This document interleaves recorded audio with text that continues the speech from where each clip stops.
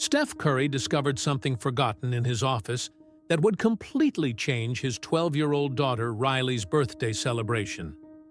What he found in that old box awakened an idea that no amount of money could buy, and that would leave the entire Curry family in tears. What happened in that garden in Atherton on the afternoon of Riley's birthday created a memory that will last forever and will move any father or daughter who witnesses this true story. The Californian morning sun filtered through the curtains of Steph Curry's office, creating golden patterns over the dark wooden desk. It was a peaceful Tuesday in Atherton, and the Golden State Warriors star had decided to take advantage of his day off to organize some important documents that had been accumulating for months. At 36 years old, Steph knew that organization was fundamental, especially with 3 children and a schedule that never stopped. While he sorted through contracts, certificates, and various papers, his hands touched a wooden box that he didn't immediately recognize. It was small, about the size of a child's shoebox, with hand-carved details and a patina that revealed decades of history. "What could this be?" he murmured to himself, feeling genuine curiosity awaken in his chest. Upon opening the box, Steph felt a wave of nostalgia wash over him. There inside, carefully wrapped in faded blue velvet fabric, was a necklace that he instantly recognized. It was his paternal grandmother's necklace, Juanita Curry, a strong and loving woman who had been one of the most important figures of his childhood. The pendant was a white gold heart, simple but elegant, suspended by a delicate chain. Steph remembered perfectly seeing his grandmother wearing that necklace on church Sundays, at family birthdays, and on all occasions she considered special. The metal had lost some of its original shine, but still maintained a timeless beauty that made Steph smile involuntarily. "Steph, are you up there?" Isha's melodious voice echoed through the hallway. "I'm here in the office, love," he responded, still contemplating the necklace with admiration. Isha appeared at the door a few seconds later, wearing a casual light blue dress that highlighted her eyes. Her hands were slightly dirty with flour, probably testing a new recipe for her cooking show. "What did you find?" she asked, noticing the contemplative expression on her husband's face. Steph raised the necklace, letting the morning light dance over the golden pendant. "It's Grandma Juanita's necklace. I didn't even remember it was here at home." Isha approached and delicately touched the pendant, her eyes lighting up with recognition. "Oh, Steph, I remember it perfectly. Your grandmother always said that this necklace should be passed down to the first princess of the Curry family." Isha's words made something ignite in Steph's chest. He closed his eyes for a moment, allowing memories of his grandmother to flow freely. Juanita Curry was a woman of unwavering faith and unconditional love, who always had a word of wisdom and a warm hug to offer. She had passed away when Riley was only 4 years old, but Steph clearly remembered how enchanted she was with her granddaughter. "She adored Riley, didn't she?" said Steph, his voice laden with emotion. "She always said that Riley had something special, that she illuminated any environment." "And she was right," agreed Isha, sitting on the arm of the chair where Steph was seated. "Riley really is special. And you know her 12th birthday is coming up, right?" Steph looked at the calendar on the wall. It was true. In exactly 2 weeks, Riley would turn 12 years old. 12 years! Where had the time gone? It seemed like just a few months ago that he was holding a tiny baby in his arms for the first time, feeling completely lost and in love at the same time. "Isha," he said slowly, an idea beginning to form in his mind. "Do you think Riley would like this necklace?" His wife smiled, immediately recognizing the sparkle in Steph's eyes that appeared whenever he had a special idea. "I think she would be thrilled. But are you thinking of just giving her the necklace? Or do you have something more elaborate in mind?" Steph spun the necklace between his fingers, feeling the weight of tradition and family love that it carried. "I don't know yet. I just know I want to do something special for her. Something that shows how much she means to me." That night, during the family dinner, Steph observed Riley with renewed attention. At almost 12 years old, she was rapidly transforming from child to young woman, maintaining that contagious smile that always melted his heart, but also developing a unique and strong personality. "Dad, are you okay? You're looking at me in a strange way," said Riley, making a funny face that drew laughter from Ryan and Cannon, her younger brothers. "I was just thinking about how you're growing up too fast," replied Steph, stretching his arm to lovingly mess up her hair. "You, don't do that. I just combed it," protested Riley, but her smile showed that she loved her father's attention. After the children went to sleep, Steph stayed awake in his office, holding his grandmother's necklace and letting his mind wander. He thought about all the times he had missed important moments in Riley's life because of games, travels, and professional commitments. He thought about the nights, when he arrived home and she was already sleeping, about the school presentations he missed, about the weekends he spent away from the family, but he also thought about all the wonderful moments they shared. Riley consoling him after difficult defeats, her running into his arms after victorious games, the laughter they shared during practices when she accompanied him during school holidays.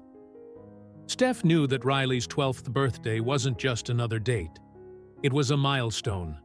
She was entering adolescence, and he wanted to mark this transition with something truly special. Grandma Juanita's necklace seemed to be the perfect beginning, but he knew he needed something more, something that would make the gift unique and personal. While carefully putting the necklace back in the box, Steph felt determination growing in his chest. He would make this birthday unforgettable. Not just because he wanted to give an expensive or impressive gift, but because he wanted Riley to know, without a shadow of doubt, how much she was loved and valued. "Riley Elizabeth Curry," he whispered to himself, using his daughter's full name as he did when she was little. "You're going to have a birthday you'll never forget." The full moon shone over the Bay Area when Steph finally turned off the office lights, already with a plan beginning to form in his mind. It would be a gift that would honor the past, celebrate the present, and create memories for the future. The next morning, Steph woke up with renewed energy and a clear objective. After the morning practice at Chase Center, instead of going directly home, he drove his Tesla toward San Francisco, with Grandma Juanita's necklace carefully stored in a small box on the passenger seat. Union Square was bustling as always, with tourists and locals walking hurriedly between designer stores and street artists. Steph wore a warrior's cap and sunglasses, trying to maintain a low profile while looking for exactly what he had in mind: a jewelry store specializing in unique pieces and repairs. After passing several stores that seemed too commercial or impersonal, Steph found a small jewelry store on the corner of Geary Street and Stockton. The window displayed elegant and artisanal pieces, and a discreet sign read, "Rossetti Fine Jewelry, Family Heritage Specialists since 1987. "Perfect," murmured Steph, pushing the glass door that made a delicate bell announce his arrival. The interior of the store was cozy and intimate, with dark wooden display cases and soft lighting that made the jewels shine like small stars. Behind the main counter, a woman with graying hair and gentle eyes looked up from a magnifying glass she was using to examine a piece. "Good afternoon. "How may I help you?" she asked with a soft Italian accent. "Good afternoon. My name is Steph," he said, removing his sunglasses. "I have a special project in mind, and I need help from someone truly talented." The woman, whom Steph presumed to be Elena Rossetti, based on the store's sign, looked at him more carefully, and her eyes widened slightly in recognition. "Steph Curry, what a pleasure to have you here. I'm Elena Rossetti, owner of this small shop for more than 30 years. She made a small bow with her head. "My grandson is your biggest fan. But let me guess, you're not here just to buy a piece of jewelry. You're here because of a story, aren't you?" Steph smiled, immediately feeling comfortable with the warm atmosphere of the store and Elena's sharp intuition. "You hit the nail on the head. I have something very special here, and I need to transform it into something even more special." He carefully opened the box and showed his grandmother's necklace. Elena placed her delicate hands over her chest, clearly touched by the simple beauty of the piece. "Oh, how beautiful. This is a family piece, isn't it? I can feel the history it carries." Elena took the necklace with reverence, examining it under her professional magnifying glass. "The white gold is of excellent quality, probably from the 1960s. The craftsmanship is impeccable." "It belonged to my grandmother," explained Steph, his voice laden with emotion. "She always said it should be passed down to the first princess of the family. My daughter Riley will turn 12 in 2 weeks, and I want to restore this necklace for her." Elena smiled warmly. "What a beautiful story. And what do you have in mind for the restoration?" Steph took a deep breath, organizing his thoughts. "I want to maintain the essence of the original pendant, but I would like to add a diamond in the center of the heart.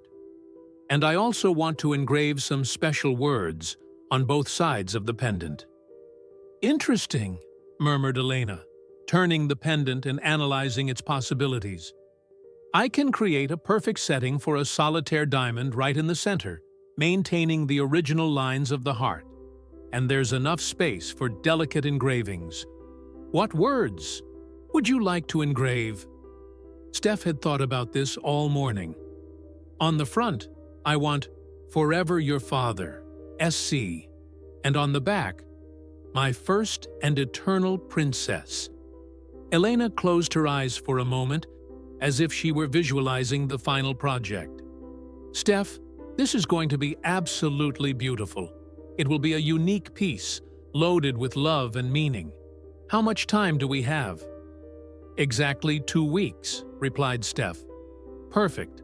I'll make sure it's ready a few days early, so you have time to see the final result." Elena made some notes in a small notebook. "And about the diamond? Do you have any specific preference?" Steph reflected for a moment. "I want something that represents her purity and beauty. It doesn't need to be the biggest diamond in the world, but I want it to be perfect." Elena opened a special drawer and took out some small but dazzling diamonds. "These are round-cut diamonds, all with excellent clarity. This one here," she said, pointing to one that shone, particularly under the light, "would be perfect for your project. It has the ideal size for the pendant and exceptional purity." Steph delicately held the diamond, admiring how it captured and reflected the light. "It's perfect." During the following days, Steph developed a special routine. After practices, he would stop by the jewelry store to follow the project's progress. Elena worked with artistic precision that deeply impressed him, and they developed a genuine friendship during these encounters. "You know, Steph," said Elena during one of his visits, "in more than 30 years working with jewelry, I can tell when a piece is made with true love. This necklace isn't just an expensive gift, it's a declaration of paternal love."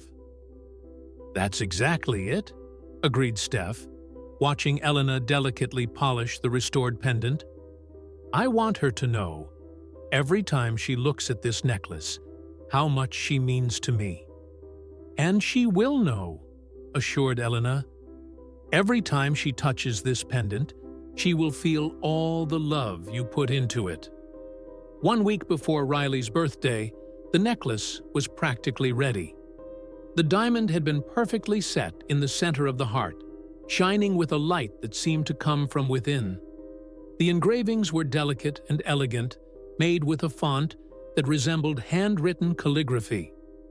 Elena, this is beyond my expectations, said Steph, admiring the finished piece. My grandmother would be proud. And your daughter will be thrilled, replied Elena, carefully wrapping the necklace in a special box she had personally chosen. Navy blue velvet with golden details. But Steph, may I give you a suggestion? Of course. A gift like this deserves special words to accompany it. Have you thought about what you're going to say to her when you give her the necklace? Steph stopped, realizing that he had concentrated so much on the physical perfection of the gift that he hadn't adequately planned the emotional moment of delivery. You're right, he admitted. This necklace deserves words worthy of its meaning. Elena smiled wisely. A father's heart always knows the right words, Steph. You just need to allow them to come naturally. While driving home that night, Steph knew that Elena was right. The necklace was perfect, but now he needed to find the perfect words to accompany it. Words that would express 12 years of unconditional love, paternal pride, and hopes for the future. The days that followed were an emotional roller coaster for Steph. With the necklace safely stored in his office, he found himself in completely new territory. How to express in words more than a decade of paternal love? It was almost 2 in the morning on a Thursday when Isha found Steph still awake in his office, surrounded by crumpled papers, and with his laptop open to a document that started and restarted countless times. Steph, you need to sleep, she said softly, placing her hands on his tense shoulders. I know. It's just that... How do I put into words what she means to me? Steph ran his hands over his face, clearly frustrated. I want it to be perfect, Isha. She deserves something perfect. Isha sat in the chair next to him, picking up one of the discarded attempts. Steph, you're overcomplicating this. The best words are always the ones that come from the heart, not from the head. But I want to talk about everything. About how she changed my life. About all the special moments. About how proud I feel of her. Steph gestured as he spoke, paternal passion evident in every word. Then, talk about that, said Isha simply. Stop trying to write a speech and start talking to your daughter. That night, Steph closed the laptop and simply allowed himself to remember. He thought about the day Riley was born, how his hands trembled when he held her for the first time, how small and perfect she was, and how he cried with pure emotion when looking into her little dark eyes. The next morning, during breakfast, Steph observed Riley interacting with her siblings. She was helping Cannon, 5 years old, cut his pancakes, patiently explaining how to use the fork and knife safely. The simple scene deeply touched Steph. His 12-year-old daughter already demonstrated a maturity and gentleness that filled him with pride. Riley, he said impulsively, do you remember the first time you said Papa? Riley looked up, surprised by the question. Not very well. Why? Because it was the best day of my life up until that moment, replied Steph, ignoring Isha's curious look. You were sitting in your high chair, all smeared with banana baby food, and suddenly you said Papa clearly. I think I cried more than when you were born. Riley laughed, a little embarrassed, but clearly touched. "Dad, you're very dramatic." "Yeah, maybe I am," agreed Steph, smiling. That night, the words finally began to flow. Steph wrote about the moment Riley was born, about how she transformed a young basketball player into a father. He wrote about the nights when she was a baby and cried, and how rocking her in his arms was more rewarding than any victory on the court. He remembered the first time Riley saw him play live, when she was 3 years old.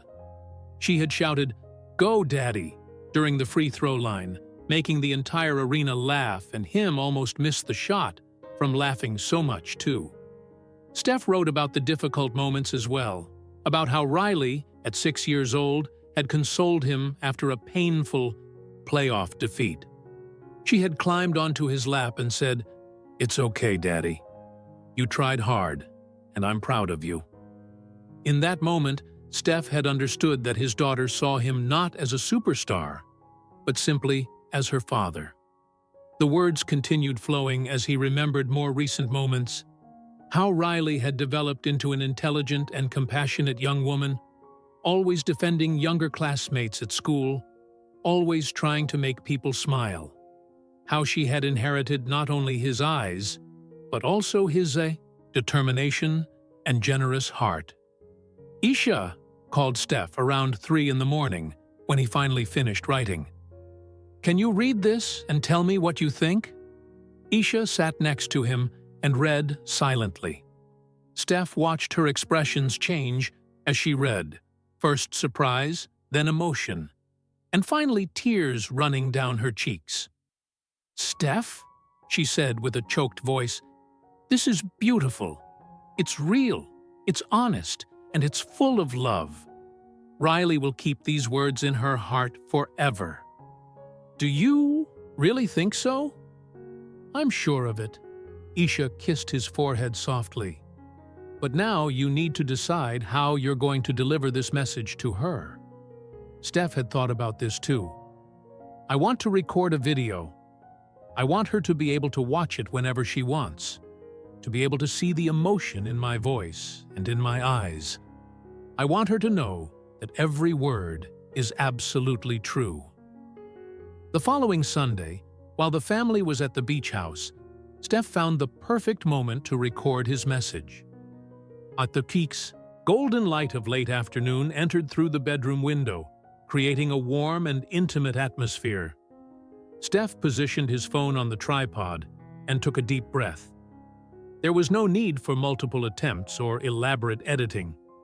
He simply looked at the camera as if he were looking directly into Riley's eyes and began to speak. "My dear Riley," he began, his voice already laden with emotion, "if you're watching this, it's because your 12th birthday has arrived, and I want to share some things that have been in my heart for a long time." For 3 minutes and 40 seconds, Steph spoke directly from the heart. He told about the day she was born, about how she changed his perspective on life, about specific moments he treasured like precious gems. He spoke about how she taught him to be a father, how she made him a better man every day, and about how infinitely proud he felt to be her father. "Riley, I want you to know that no matter where life takes me, no matter how many games I have to play, or how many trips I have to take, you will always be my #1 priority. You will always be my first and eternal princess," he said, his voice breaking slightly on the last phrase. When he finished recording, Steph sat in silence for a moment, feeling as if a weight had been lifted from his shoulders. He had managed to put into words the indescribable love he felt for his daughter. That night, he showed the video to Isha, who cried from beginning to end.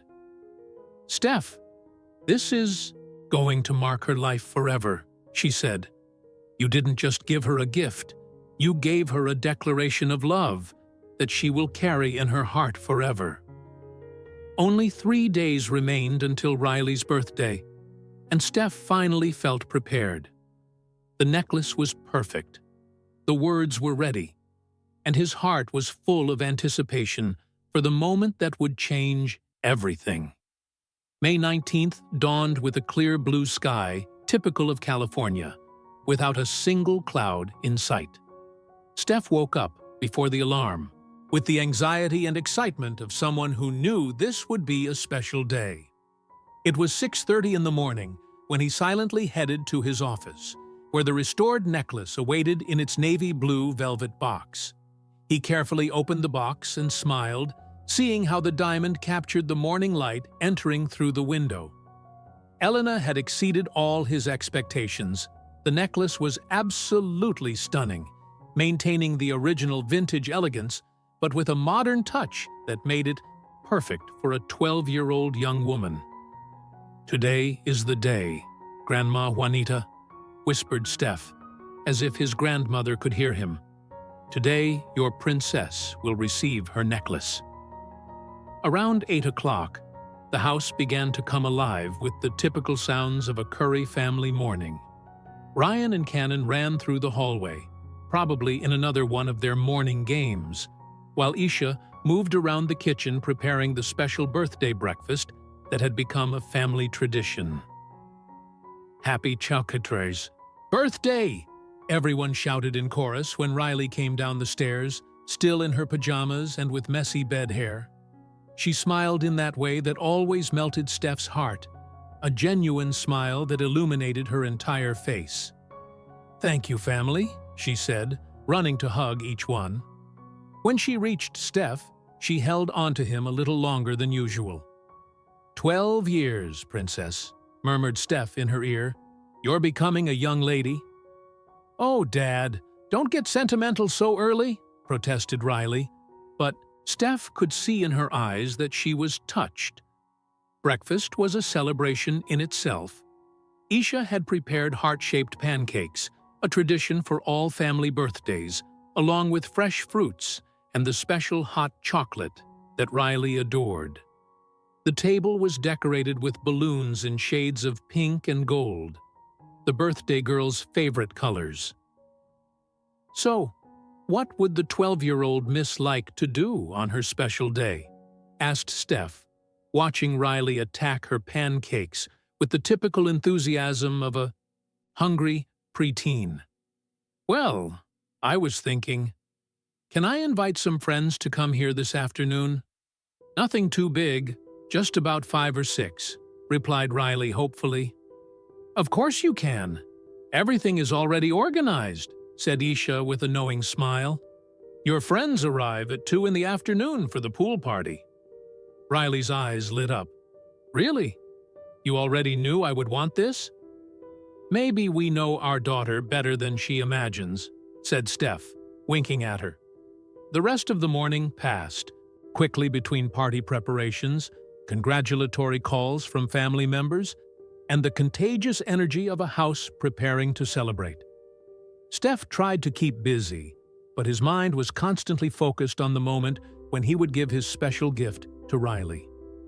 Riley's friends arrived punctually at 2 in the afternoon, transforming the pool area into a festival of laughter, splashes, and animated conversations that only a group of 12-year-old girls can produce. Steph watched from afar, smiling to see his daughter interacting naturally, clearly happy on her special day.